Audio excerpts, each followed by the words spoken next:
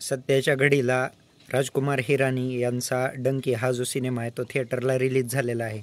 Obviously Shahrukh Khan, Taapsee Pannu, Vicky Kaushal यांसारखी तगडी caste असणारा हा सिनेमा. तर या सिनेमाने पहिल्या दिवशी वर्ल्ड वाईड बॉक्स ऑफिसवर 58 करोड इतकी कमाई केली आणि ऑब्व्हियसली राजकुमार हिरानी यांचे जे सिनेमे आहेत ते बॉक्स ऑफिसवर अशाच प्रकारची स्टेडी कमाई करत हळूहळू पुढे चालतात आणि माउथ पब्लिसिटीवर जे आहे राजकुमार हिरानी यांच्या सिनेमांचं जे काही एंड कलेक्शन जे होतं ते अगदी ब्लॉकबस्टर आणि सुपरहिट यांच्या गणतीत होण्या इतपत होतं. तर दिग्दर्शक राजकुमार हिरानी यांचा सिनेमॅटिक एक्सपिरियन्स जो आपल्याला डंकीमध्ये बघायला मिळतो तर तो अगदी लाजवाब आहे.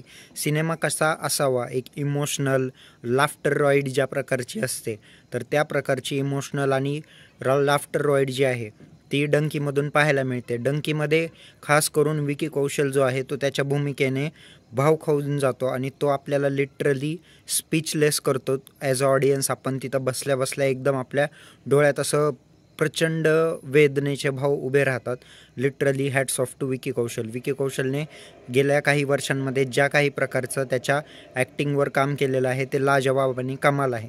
तापसी ऑब्व्हियसली तिच्या भूमिकेला पात्र उतरलेली आहे, पण शाहरुख गेल्या 2 सिनेमांमधून पठाण आणि जवानमधून ॲज अ स्टार पाहायला मिळाला होता, पण शाहरुख ॲज अन ॲक्टर डंकीमध्ये खऱ्या अर्थानं पाहायला मिळाला आणि तो ॲज अन ॲक्टर किती भन्नाट आहे हे तो लिटरली डंकी या सिनेमामधून आपल्याला दाखवून देतो.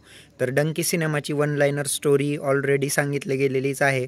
तर वन लायनरपेक्षा याच्यामध्ये जे काही फनी मुमेंट्स आहेत, लाफ्टर मुमेंट्स आहेत ते अगदी फॅमिलीसोबत एन्जॉय करण्यासारखे मुमेंट्स आहेत आणि तुम्ही सहकुटुंब सहपरिवार डंकी जो सिनेमा आहे तो थिएटरला जाऊन निश्चितपणे बघू शकता आणि तुम्हाला डेफिनेटली हा सिनेमा हसवेल, रडवेल, खेळवून ठेवेल, आयुष्याबाबत एक नवा ॲस्पेक्ट देऊन जाईल तुम्हाला. बाकी डंकी या सिनेमाचा म्युझिक म्हणाल तर बॅकग्राऊंड म्युझिकचा स्कोअर जो आहे तो अतिशय उत्तम आणि भन्नाट झालेला पाहायला मिळतो.